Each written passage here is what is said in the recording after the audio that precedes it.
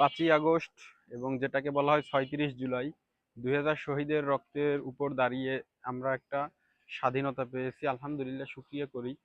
কিন্তু এটা আসলে কি জানেন, এটা আসলে হঠাৎ হয়ে যায় না, এবং এটা হচ্ছে কোইন্সিডেন্ট বলে না এইটা। কারণ দেখেন এটার কোনো পিছনে কোনো ওইরকম মোজাকারা ছিল না বা ওইরকম একটা গবেষণা ছিল না।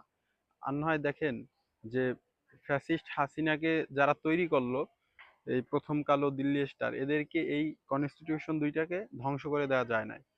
এখনো তারা মানে পক্ষপাতিত্বমূলক, ইসলাম বিদ্বেষীমূলক তাদের কাজগুলো করিয়ে যাচ্ছে। যত গঙ্গি ন্যারেটিভ সব এই দুইটা পত্রিকার মাধ্যমে করা হয়েছে, অথচ তারা স্বপদে মানে নিজেদের এখনো তারা বহাল তবিয়াতে রয়েছে। এবং এইটা আমার বিশেষ করে আমাকে এত পীড়া দেয়, এত কষ্ট দেয় ভাই, যে কি করলাম আর বুঝি নেই।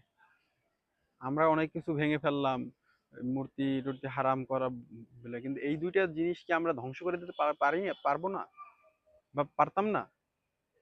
কেন পারলাম না? এটা আসলে নিজেদের কাছে প্রশ্ন করেন প্রত্যেকে, কেন পারলাম না? এটা কি আমাদের আসলে প্রকৃত বিজয় হয়েছে? মোটেও প্রকৃত বিজয় হয় না।